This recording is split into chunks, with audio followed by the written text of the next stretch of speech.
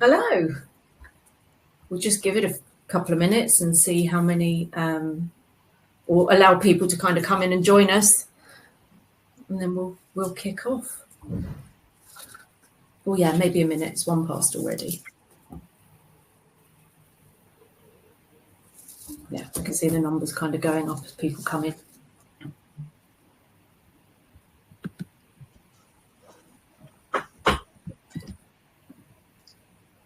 Oh, hi, Claire. Claire.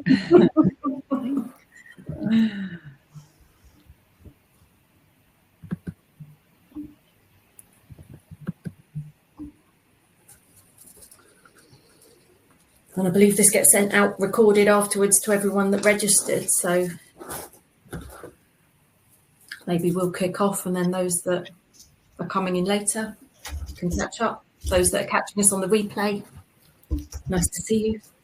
So I'm joined by 3 fabulous colleagues, and today we're going to answer a question that is, why do we keep paying for EAPs when the data tells us that nobody's using them? But before we dive in, for those that don't know me, my name's Nadia. I'm a counsellor and psychotherapist, and I transitioned into that space following a 29-year corporate career, the last decade of which I was a head of people. So I've kind of both sat in the space of having to find an EAP. I remember back in the day actually discovering what are they and why do we need to have one. And then now I sit in the other chair and kind of work with the people that might be getting in touch with one, or businesses that are looking to kind of do something a bit differently. So if I go to you first, Camilla, to introduce yourself. Camilla's from 50/50.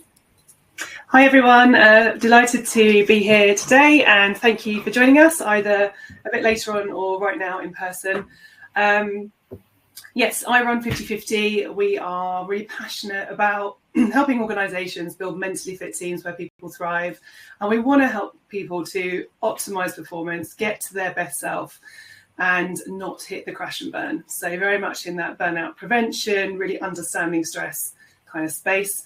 I'm ex-corporate. I worked in HSBC for a decade, and then I went across, always in financial services, across to a privately owned company who you'll have heard of now, called Octopus. You can't miss them with their energy business.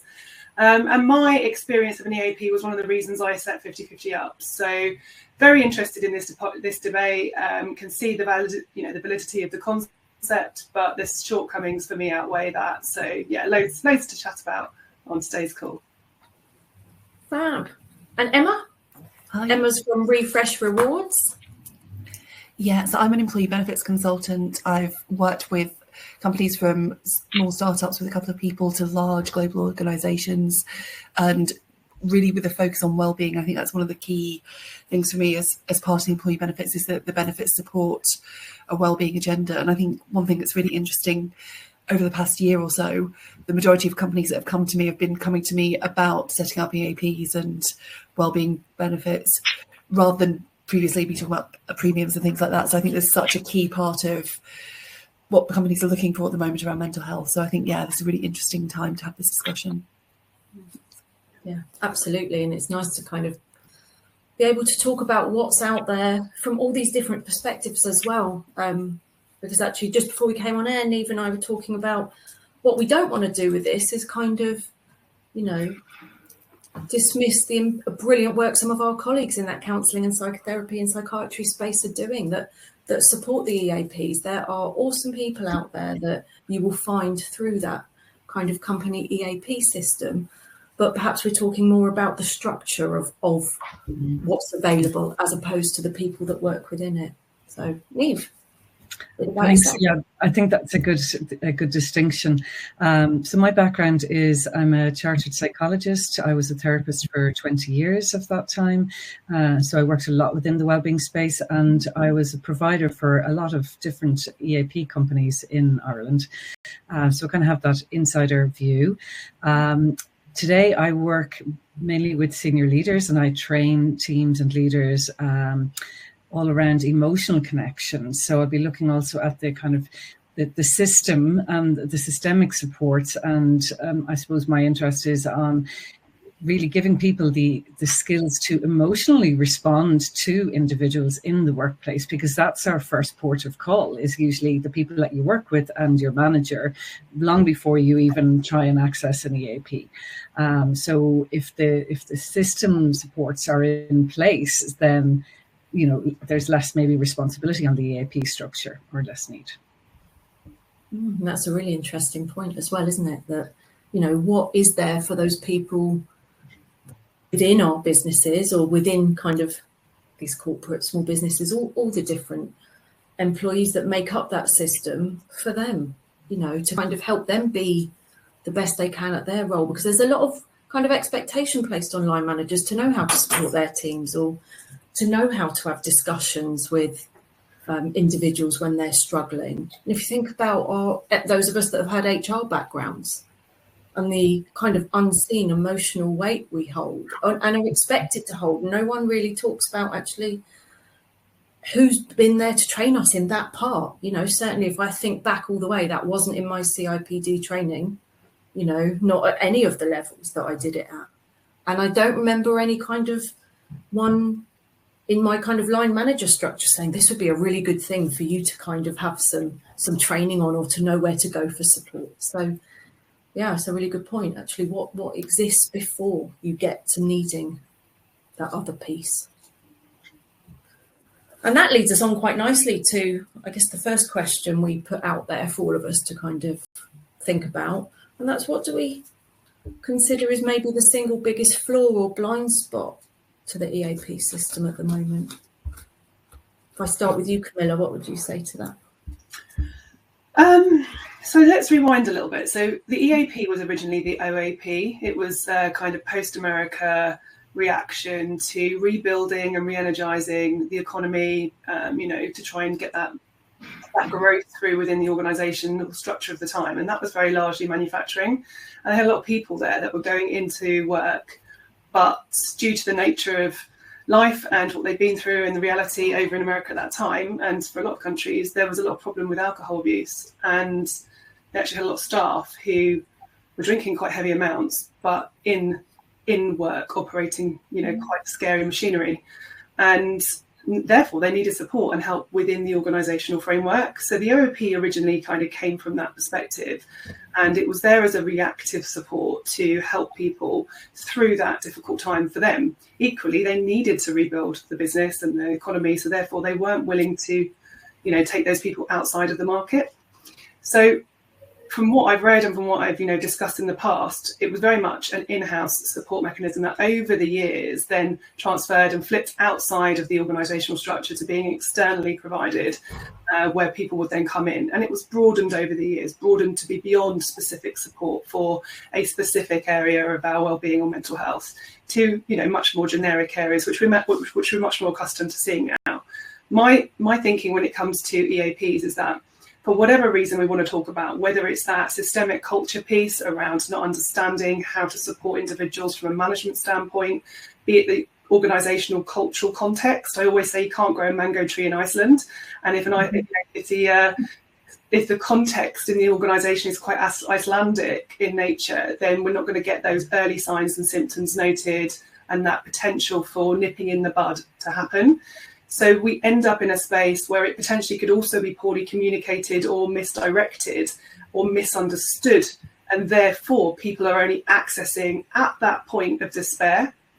And that is a big issue, probably the biggest flaw from my perspective, that we are waiting for people to hit that place where, if you've ever been there and you've been there in trouble, especially with our mental well-being, where the stigma, the kind of, the space where we're trying to improve ourselves is so shrouded with this fear of acknowledgement that actually we might need support, we might need a bit more help, then a broken arm would give us the confidence to take that time off. A broken mind doesn't necessarily give us that support or that kind of conjectured imagery that we think that we can get through.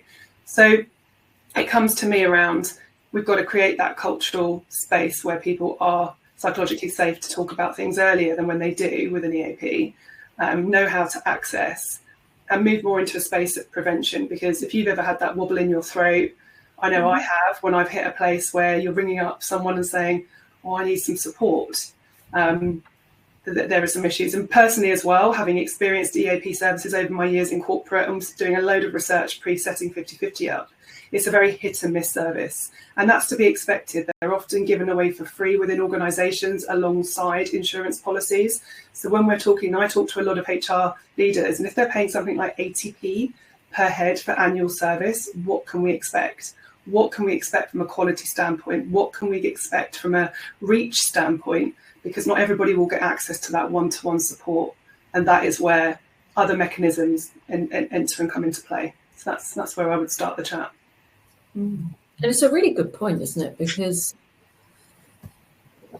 by the time, I mean, I think when you're talking about the history of where it came from, I think when I think back, the first time I'd actually heard of an EAP was when the business I worked with, and I won't name them, but a really large kind of employment law outsourced firm that you hear lots and lots about. And actually they gave it to me as, and this was quite early in my career, but almost as if you've got anybody that's going through a grievance, a disciplinary, make sure you give them this leaflet that proves that you've signposted them for support, as a way of almost, and at the time, quite young in my career, you're thinking, brilliant, I've got this route to give support to these people that are going through really difficult times within the organisation. But actually, when you, and especially as I trained in counselling and psychotherapy and went and progressed in my career, you realise that's a really strange point at which to go, here, have some support. When all this is going on, let me just also show you that I know I'm having difficult conversations with you about performance or any of the other myriad of things that over time we've had discussions with. Let me also show you that I really care, because from the insurance company, here's my leaflet, make sure, and there you go, do that yourself. And it was a real kind of, strange place to sit in going, here, let me shoehorn this into the conversation. It didn't feel like actually it was kind of part of who we are as seeing people as human beings. And sometimes we're not right for one another, and then there might be a myriad of reasons for that, but actually we can still treat people respectfully. And that just kind of reminded me of that when you were talking about the history of it and where it came from.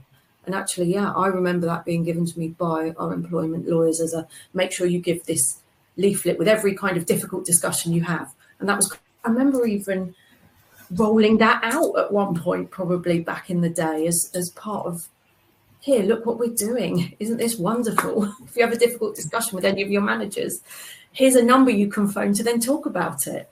And you just think, gosh, that makes me kind of really reflect on my own place in that system back at that time. So some really interesting points. What would you say to that, Camilla? Sorry, Niamh. Sure, so some really good points there. And I guess loads swimming through my brain right now with where do I respond.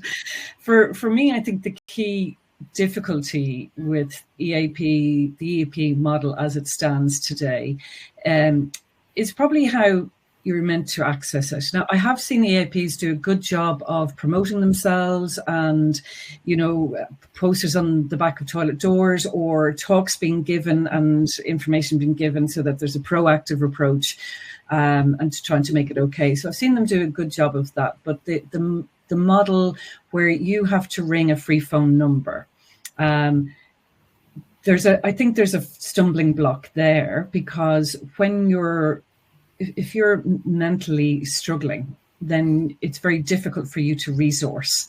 And so, ringing a stranger blindly on a phone, on a free phone number, is very difficult. Now, there are also EAPs with chat functions now available. That makes it a bit easier, because we know that our younger cohorts won't pick up the phone and talk to a stranger. That would be a big block. So a chat function might make it a little bit easier, or a text function will make it easier. So it's really important that those functions are there. But even with that, you're going through a kind of a triage process where you talk to a telephone counsellor who assesses, well, what is it that's going on for you? What do you need? Is it financial budgeting advice, for example? Is it parenting expertise that you need? Is it counselling that you need? So there is that kind of triage process.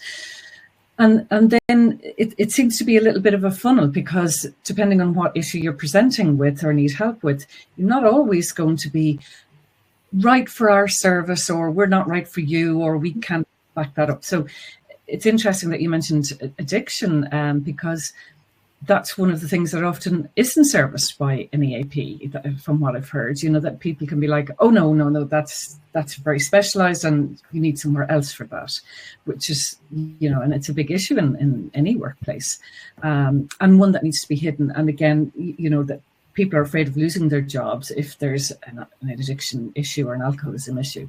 So they need to know that it's very trustworthy and very safe to go for help. If this is a work-related service. So there's that triage process, I think, is where it's falling down, that there's people who are actually entering into that funnel and then not being serviced. And then there's probably the bulk who never even get that far because of that scary free phone number, or that kind of process of, I want to pick who I get to work with. Why don't I get a say? I'm waiting now for some random person to ring me back. And you're right. And I wonder if that triaging piece does that speak to the fact, and we can share some of the links to where some of the current research is, but they talk about only 5% of UK employees accessing their EAPs. Now, some of that may be down to, do we publicise it enough, et cetera, but actually, it's really good to think about it from the point of view of what are the things that hold us back.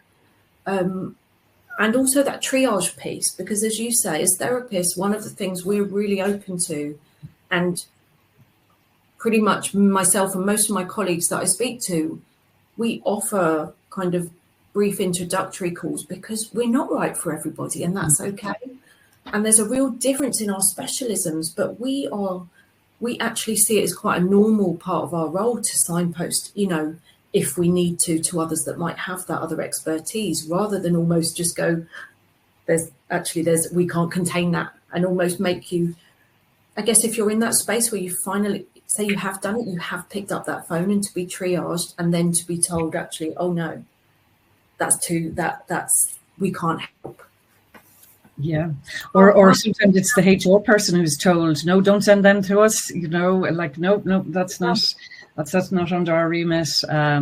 Or there may be there are other things that tend to fall outside the remit of EAP. So some of the work that I would have done was like crisis intervention, after a traumatic event, a critical incident event, like I had special training experience in that, but that's kind of outside the remit of most EAPs. And yet people and, HR usually are the first person that kind of lands on their desk.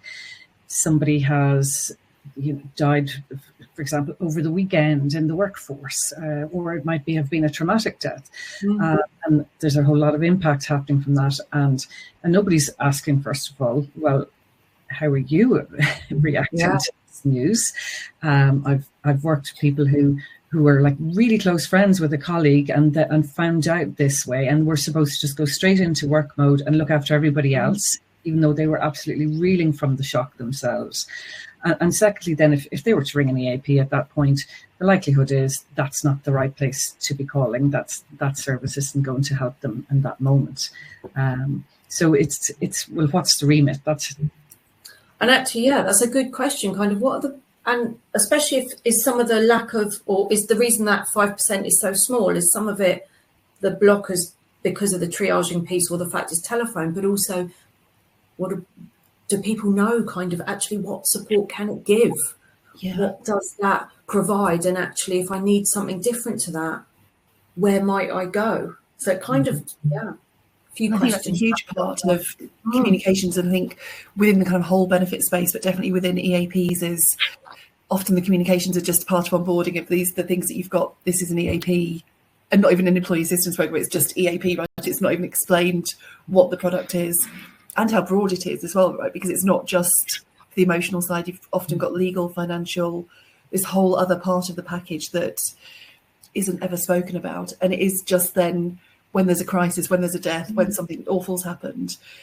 And actually probably that's not necessarily, like as I was saying, maybe not the right service for someone at that point, or if they've got a more difficult psychological issue, it's probably more for kind of workplace stress, that kind of level, which is far more general, but can probably be used by far more people in the workspace. But I think it is only really spoken about if the HR remind a manager, oh, you've got an employee issue, send them over to this. It's not communicated regularly to employees if this is what you've got, so they're thinking of it.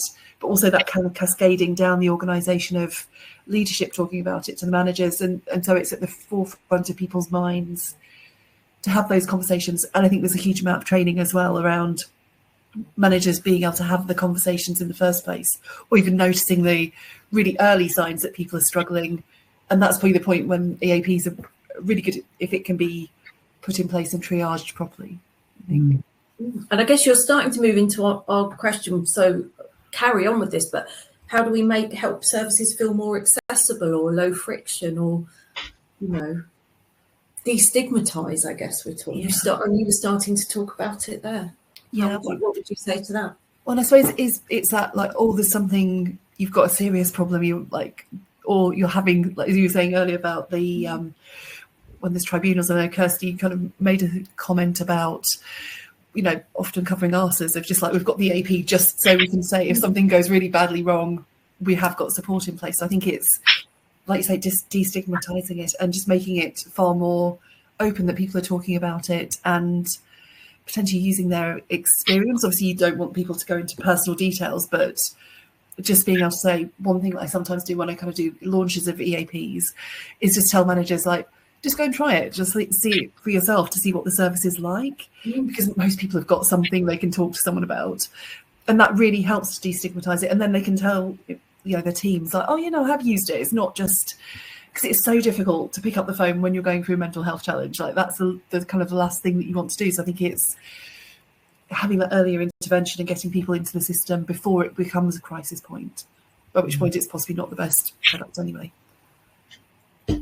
Yeah, I mean, if we think about, because I'm just picking up on the point you're saying about the crisis point, at 2 a.m, that's not traditional counselling you need, you know. And if you think about how kind of in therapy we work very boundaried, we would be making sure our clients, if they were in that kind of space where we would be working with risk, that they would know that and they would know where to go for that. And I wonder as well if, you know, that's highlighted in the disparity in those figures of 5% coming through, but only 20% ending up with counselling. Well, where's that? Where's the rest? Where are the rest of them going? Are they dropping off? Or, like you say, are they not finding it the right space for them? And how can we kind of answer that earlier? And I'm just having a look at, someone's popped in the comments. I think that talking to the point you were just raising, or that we've all kind of covered in terms of it feeling sometimes like an afterthought, and there needing to be a bit of a fundamental shift into how we approach workplace wellbeing before it gets to that point. So yeah, it's a really good reflection, thank you, because I think we're kind of all agreeing on that actually. How do we move it to prevention? Because we're not expecting our managers and our workforce to take the place of counselling, psychotherapy, all of those support services that can provide that. But what can we kind of bring in or deliver or help people to feel like they can kind of say, I need help, I don't know, I don't understand within the workplace, and feel like they can start to have those conversations earlier. Absolutely. I think there's a, like, first of all, it's really scary to think that, okay, so possibly, you know, probably the larger estimate is that 5 out of 100 people are accessing these services, and then that only 20% of that, so that's only 1 in those 5, is actually getting the support. So 1 in 100 people then are using the EAP service and getting counselling. And usually the feedback from those 1 in 100 is positive. They have a good experience there. You know, they, as you say, there's brilliant therapists out there providing those services for the providers. So I suppose there's a few things coming to mind here that, like, for me, there's mental health first aid training as well, which is done where you have like volunteers in the workforce who are the kind of go-to person. It's not just managers, it's somebody who might normally be approached and wants to know, or, you know, there's lots of ways that people can build these skills, but there's a whole spectrum of why we might need counselling. I might like have panic disorder, for example, at one end of the spectrum, or maybe just stressed in work. And so the first line of call is your colleague or your manager. That manager direct report relationship is so important that if that was supported, if those managers were supported with the necessary people skills, things might not even escalate for a lot of people to the point where they need professional counselling. And then there are, of course, people who have, actual mental health struggles and need to be supported by a professional. And so there's a whole spectrum there, and if you're struggling with a mental health issue and you're having to try and perform at work every day, and you have the stress and distress of maybe not getting on with somebody, or you've got a performance review done in a scary way, or there's difficult conversations that people aren't good at handling, or you have emotions like as a human being and the emotions show up in the workplace, God forbid, and people don't know how to respond to that. So I think that there's two kind of sides to this coin. One is that we need to support and train people in the workplace to deal with emotions and difficult conversations and to have those skills, because we really don't have them. And secondly, then, we need the professional services to be really accessible, destigmatized, normalized, that so people can access them. And what's going to make that happen in an easiest possible way, so that we know that even just the number of people struggling with mental health at any one time is much higher than 5%. Yes. So there are a lot of people struggling with their mental health who are not accessing these services in any way. Why not? And if we look at a company's bottom line, that missed sector are impacted. Their performance and productivity is going to be, downhill in the workplace, more than likely. It's in the employer's interest to capture that cohort and have support for them. And I guess we're seeing that in our record numbers of people out on sick leave at the moment, and the number of sick leave that's kind of been attributed to kind of mental health absence. But I guess that leads us on nicely to a question on if we could scrap the system and start again, what might we create? And if I go to you, Camilla, what would you say? So I think it has to be prevention first. I think we need to equip our managers and build strong foundations within the workplace where comfortable conversations can happen every day, not just at the point of, distress. So we need to be able to rock up to work as individual employees and know that it's going to be okay and it's not going to be career limiting if we say we're struggling. Now that struggling bandwidth, you can kind of have a whole umbrella here where some of it is going to be external to work, but some of it might be exacerbated or instigated by work. Now there's always going to be a fine line about how much you want to support everybody within your workplace for things that potentially are not a workplace driven issue. But the reality is that if we care about our people and see people as our biggest asset, we recognize that they want to bring their whole self to the workplace. So that involves thinking about them as whole people. We can't compartmentalize in a way that is fruitful for any of us. Everything is interlinked, as we know. So creating a workplace environment and a context in which individual employees feel empowered to own their mental fitness in the same way they own their physical fitness is something we're really passionate about at 50/50. So working with companies who may or may not have an EAP in place is irrelevant to us, because we know the usage is low. And also beyond that point you were making earlier, actually those that do move forward and walk into that space will have a very hit and miss experience, number one, and a huge amount of them will be screened out of direct one-to-one counselling, which is not psychotherapy. It is very distinct, as we'll know a lot on this call. So they will be screened out of that service and not actually have the right to have the full support when in their life and in their mind, they're crashing. They're at their worst point because they've had to go through that journey to pick up the phone and make that call when at rock bottom. So that prevention piece comes from, yes, I think, mental health first aid has its place. For a few years, we were on the fence around whether we wanted to offer training within organisations. And we did decide to go ahead and do it. And we do offer it, but we with the caveat that we will take on your people that you train for a full year. So we create the supervision style sessions. we ensure that you have a safe space to process anything heavy that you're talking about as a first aider on the side of your day job, in a way that you are, getting the support that we would as coaches and psychotherapists through supervision. So that's really important, because that helps how that ROI is generated for the individual business. Then it's not just a tick box exercise to have conversations that can happen in real time, being helpful to prevent early signs or prevent the potential further unravel, but to step in early. So that's one thing I think about. I'd also be thinking about wrapping it into manager activity day to day.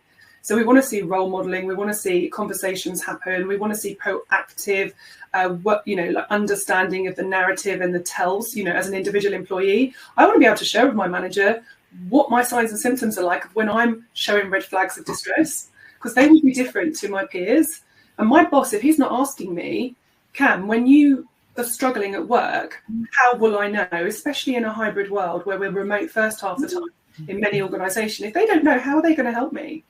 So we need to re-engineer this to, okay, you're in my team, you've all got your different skills, you've all got your different responsibilities, but what can I actually do to support you, and how can I know?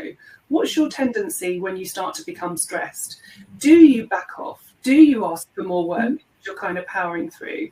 And as someone who's a burnout aware accredited coach and trainer as well, there's a real fine line between that frenetic burnout and that potential crash, and actually continuing to ask and do more. So being able to spot high performance that is tipping into a potential burnout is really critical for businesses as well, because this feeds into presenteeism. It will ultimately feed into presenteeism as well. Yeah, some really interesting points in there, I think, especially around, you talk about the mental health first aiders and recognising that a 2-day course and then just leaving people is never enough, because that means no one's acknowledging what they're now carrying. If people make a kind of, well, I guess the assumption for some people is that, great, they can do some of that listening piece. And actually, we know that within our HR communities as well, that they can also be answering the phone to someone that's lost a partner, lost a family member, grieving.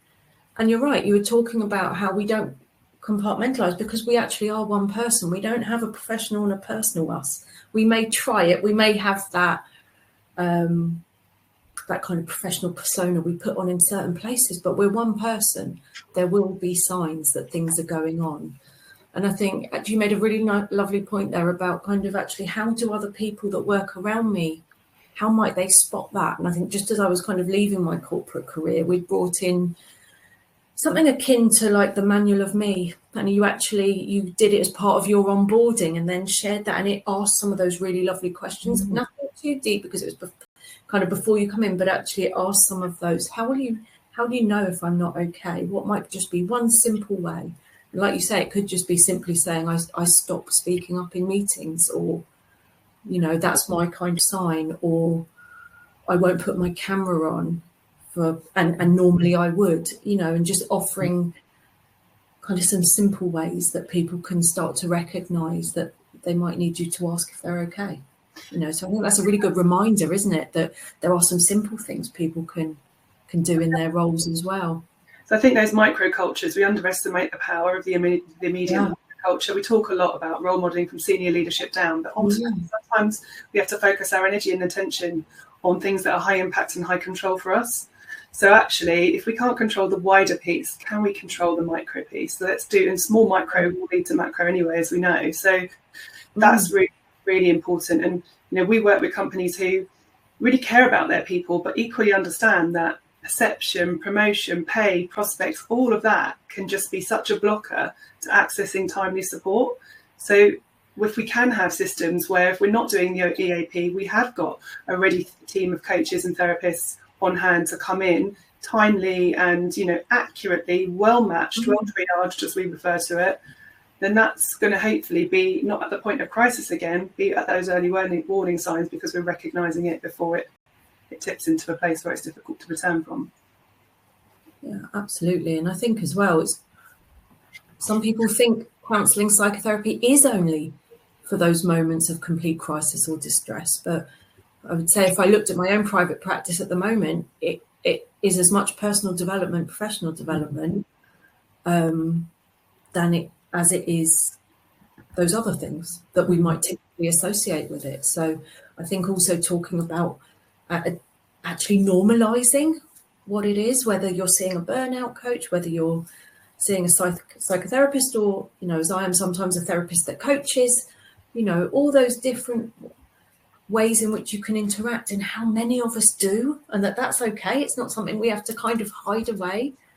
Just normalizing. It takes strength to ask for help. Absolutely, it really does. And I think as well, when we kind of like talk about managers, and I think there's a lot of managers within organisations that have not necessarily had any training to be a manager. They've just been a kind of individual contributor, and then all of a sudden got really good at their job. And it's like, okay, now you're managing a team. And it's like, and especially I've worked a lot within the kind of tech industry in the past. And, you know, there are some people that are amazing at their job, but are not, they possibly shouldn't be managing teams because they've not got the skills. And it's like, how do you help those people have the confidence to have these conversations and open up to those? And I think it's really interesting, like, it's kind of like the manual of me and that kind of thing, because it is just having those conversations before there's a crisis, because, you know, it's so difficult to have the conversations when it is, but if you've already had the conversation where it's like, oh, I get really slow at responding to messages and I get like that, then you can just pick up on it so much easier, and it's not such a huge issue. You can almost laugh about it and be like, oh, you're not responding, are you okay? And it's not saying you should necessarily make light of situations, but it doesn't have to be a heavy conversation if you've already got that close relationship in place where you're comfortable talking about those things. And I think one of the other things I'd just say is kind of like back to gender as well, because I think for men especially, it can be incredibly difficult both to kind of speak up about the conversations if they're struggling, but also as a manager to speak up. So I think there's some things around that as well, kind of like acknowledging that as women, we do find these conversations typically easier to have than men typically do. So I think there's definitely like more education in that space as well. Yeah, we found that coaching as a strategy to lead with has been really good, and segueing people into therapy when we assess the need there. That can be straight off the bat, to be honest. That doesn't have to be go to coaching to go to therapy. But being able to offer a comprehensive end-to-end program where you're looking at all of it, from training managers to all of it, to kind of just bringing it all in one place, that gives you that flex to then say, okay, well, this is what this person needs, and it's very different to what that person needs. But you're right around the gender segmentation. We do get quite a lot of men come to us at 50-50, and I think it is with the coaching narrative. It's more empowering, it's more positive, it's more action-focused, forward-looking. Interestingly enough, when we start talking to them, it's quite clear that they'll need therapy. What's interesting is I would agree with that point. My private practice is probably 75% male at the moment. All came because I'm a therapist that coaches, but I kind of say actually we can sometimes have one foot in the personal, one foot in the professional, you know, and actually it feels like it's a more acceptable first point, which is really interesting. But also glad to know that there are other businesses out there recognizing it, but knowing the kind of ethical boundaries, so we don't have kind of coaches overstepping. I think and the other way, you know.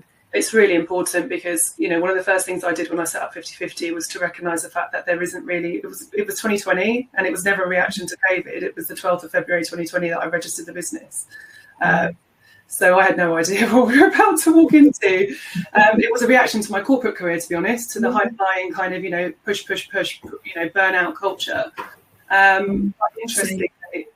Interestingly, I think for many, we're in that space where I think you have that option to be preventative, to be proactive. You have the ability, but there's a lot of people out there on the bandwagon at that time of being, you know, trauma-informed wellbeing experts in a space where they weren't psychologically trained or backed. And I think actually, you know, I'm quite open to saying I'm not psychologically trained. I've done loads of training around neuroscience and interesting areas around stress management and burnout, but I'm a coach and I'm an economics and corporate background. So I have psychotherapists in the team that do that work. Equally, we will never split and do a bit coaching, a bit therapy. We are one or the other.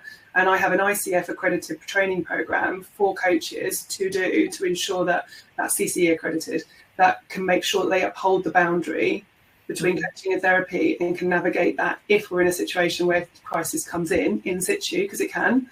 How do we do that appropriately and ethically? So I think it's a great point you raise about the ethics behind it.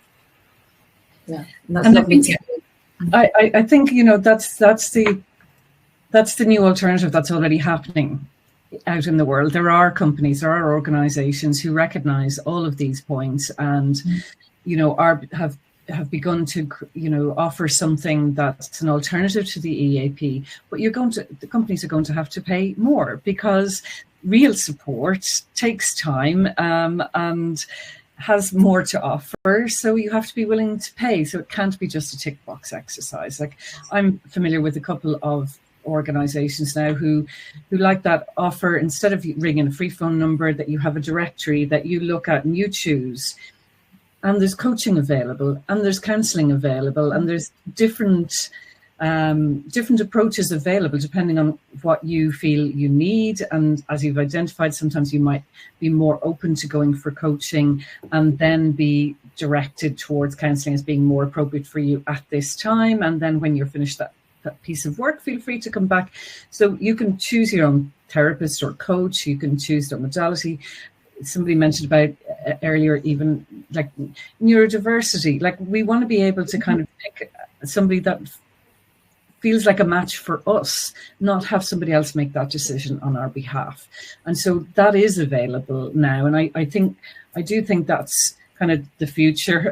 It's here, and it's the future to the EAP model. I'm not sure how we can call it something different to distinguish it from the EAP model. It's like, yeah, there's real support available. There are companies who, you know, where people can pick their own coaching or their own therapy, or, you know, whether they want which modality, whether they want it to be online, whether you want it to be in person.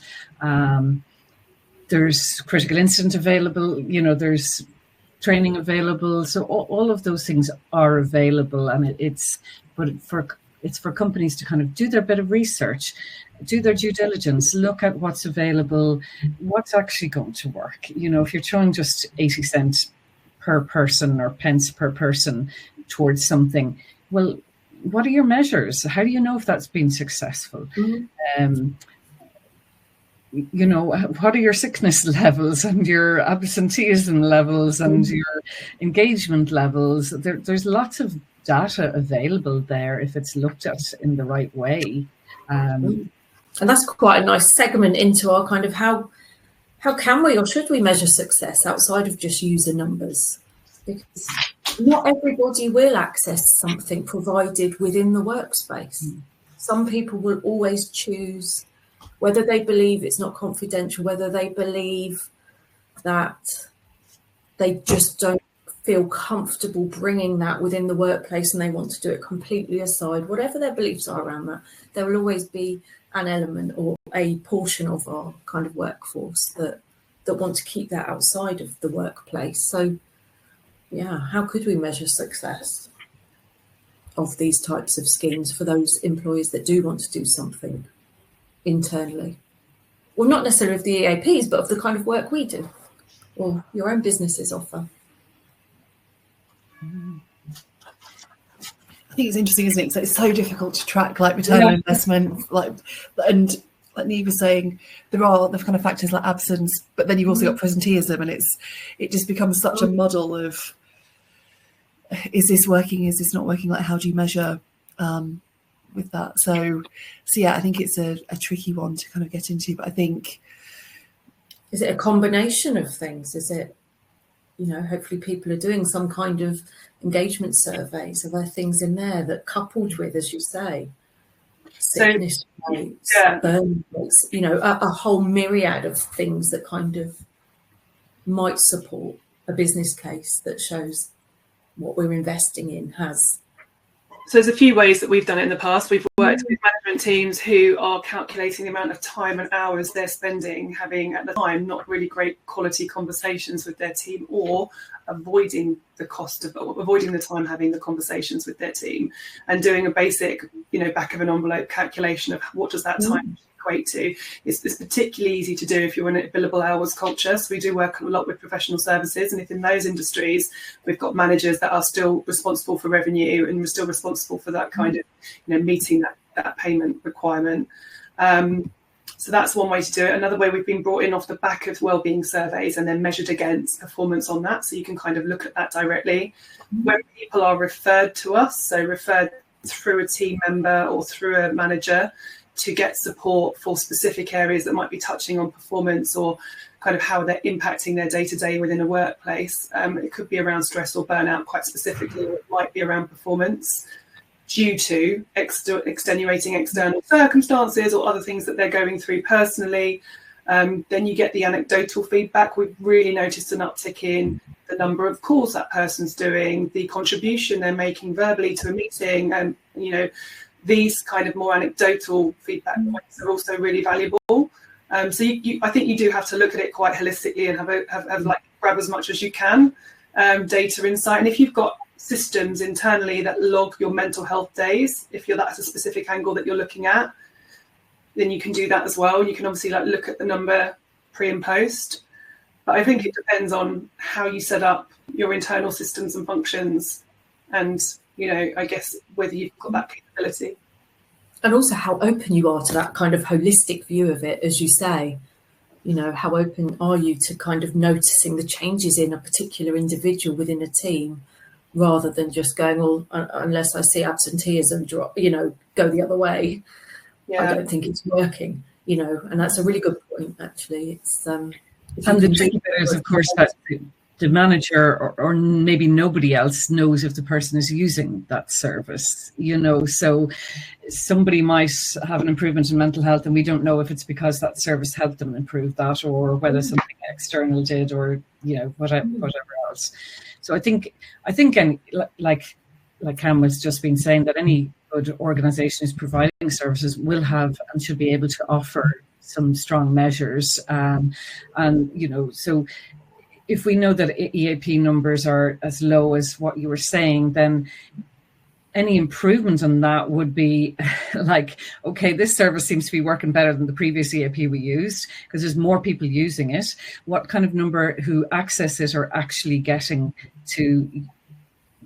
treatment? So that could be another measurement even straight off, that, if you raise the number of users from whatever it currently is between 2 and 5%, maybe you'd want to at least be doubling that.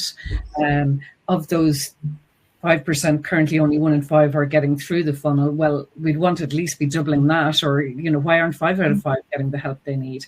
Then for everybody who accesses it, have a satisfaction survey, a pre and post measures. For mental health, there's lots of measures so that you can see that happening over time. There's wellbeing scales, and there's anxiety scales, there's depression scales, and so on. So, and again, those are being used in some companies where all of your information can be kept private and personal, and the data can be extracted to show this many people used this service this year. These were this is the percentage of different issues were addressed, and this is the results kind of sector. So we can show a graph of, overall, so that there's no individual information, that it's very safe. It's statistics, but we can use those statistics to show that there's been an improvement, or that the service helped or didn't help. So there's so many measures. It's a case of using them correctly, depending on what information we want to see and use to know that this is working. Like as somebody who worked inside these services, I really want to reassure people that they are confidential, that your boss doesn't get to know that you're attending, that your company doesn't get to know you're attending, except as a number. This many people use this service, and here's the bill. I think you're right, but that is assuming that they know how to get it. I've worked in companies where people have to ask HR for the number. I've had to ask HR for the number. Yeah. What about people that are on maternity leave? What about people that are on paternity leave? Prime times when people end up needing support, and often they're never given the right prep before they go, and it's not necessarily intentional. It's just the reality of busy working lives. So I think it's part of it's like how it's supported end to end, from onboarding to every life milestone within the business. Is it seen as priority information that's critical for business success? At the moment, it's not. Yeah. And that kind of segues into our nice last question for all of us, but whilst we've got kind of 10 minutes left, in terms of if we were going to relaunch it, what would be the kind of missteps we would want everyone to avoid now, kind of hearing, or part of our discussion, what would we kind of say to them actually? Learn from our experience, do this instead. Is that one for you, maybe, Emma, to start with? Because that's you were talking about, actually. You do. Yeah, I think it is like the communication is like the key to this. And as Cam was just saying, I think having that at every life moment. So when you like your maternity confirmation letter, have something in there saying about the EAP. I think possibly rebranding it as well, giving it a different name so it's clear, it's easy to understand, while still, you know, covering everything that's included in it. Or maybe don't have like lots of different. So you've got a counselling service, you've got a legal support, you've got a financial support, and I think really, like we were saying, like from onboarding, but it's a continuous conversation, a continuous piece through all the communications throughout the year of remember that you've got this, so it's at the forefront of people's minds. Making sure there's manager training as well, so that they're all aware of it. And I think as well, I think one of the issues that we were kind of saying earlier is like about the cost of offering something a bit more substantial is, you know, we were saying earlier about the bottom line. This has such a key impact on people's productivity that all these issues, and I think kind of widening it out as well to include financial well-being as part of that. I think financial well-being can have such a huge impact on mental health.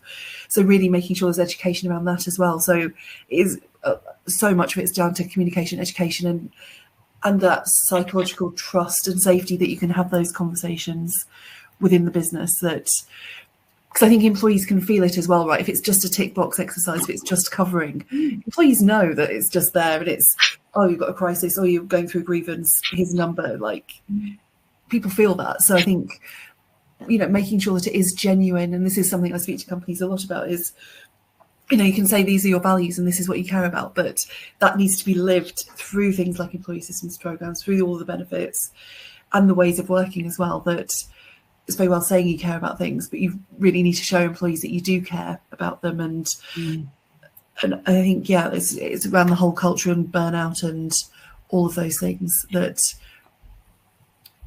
it's interesting to kind of like to be like, okay, we've got an employee assistance program, but we're doing a load of redundancies. I know sometimes these have to happen, but we're doing redundancies and more people are going to take on more work if you've not lost your job. I think that kind of psychological safety as well, of how that's managed within an organisation.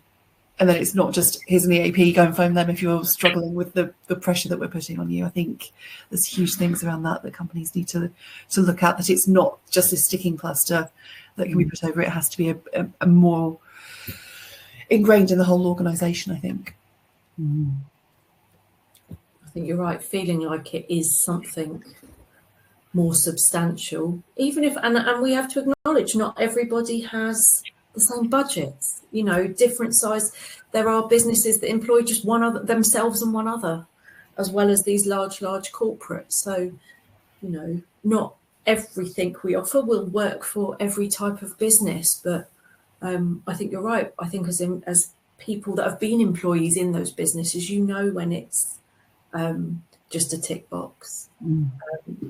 And sometimes even when you can't afford a lot as an employer, if you are one of those really small ones, there are still brilliant things you could do. You know, you will be able to find therapists in your area as a very kind of first step. None of us as therapists take retainers from our clients. At least I don't know anyone in my kind of network that does. So if you could do nothing else, there will be coaches that are accredited, there will be therapists that you can find on professional registers that you could reach out to if you're just a very small business and you had someone in need and thought that could work. There are options, I guess, for every size of business out there for a really kind of large scale integrated wellbeing program that touches on everything we've all been talking about. And there are routes to signpost and maybe even pay partially or fully for someone to see somebody to show that actually we do care and we do want to support, but as this size business, this is how we can do it. So it's kind of as well, I think, acknowledging that not every business can offer the same support in the same way. Yeah, and I think as well from a benefits point of view, often as part of employee benefits, there'll be lots of, if you already have things like a life assurance in place, there will be probably free of charge employee assistance programs and things like that included. So I think that's one thing I would also say is, like you're saying, you don't necessarily have to pay for things as additional services. I think really getting into the details of what you already provide and what can be accessed free of charge as part of that can be huge, because you can certainly build the foundations from that. There's obviously different options for different price points, but there is lots that's outside free of charge. I think you both made really good points there, and it strikes me too. Like, I remember going into one company, and I'd be giving a talk on stress or well-being. Like, two things. First of all, the people who are most stressed are never going to be at those talks because they're too stressed and too busy to attend. So very often those who need it the most are not the ones who are going to access it, even though it's there. And secondly, I've also been in a place where, they might have had a well-being room built where you could take, some time to meditate or to have a quiet space, but the culture didn't allow you to leave your desk. So that culture piece is so important. It's the system that you're working in. We can, you could have the most resilient person and strongest person, but if you put them into a toxic culture, they're not going to thrive and they will barely survive. So the culture and the system that we work in is really important, and it's supporting those cultural shifts to happen, that so then people can access all of the different help services and support services that are there, because there's lots of amazing services out there and there's lots of brilliant people working for them. So it's that, I think, that two-pronged approach. It's looking at, well, what's happening in our culture, not just within the organization, but even within each team.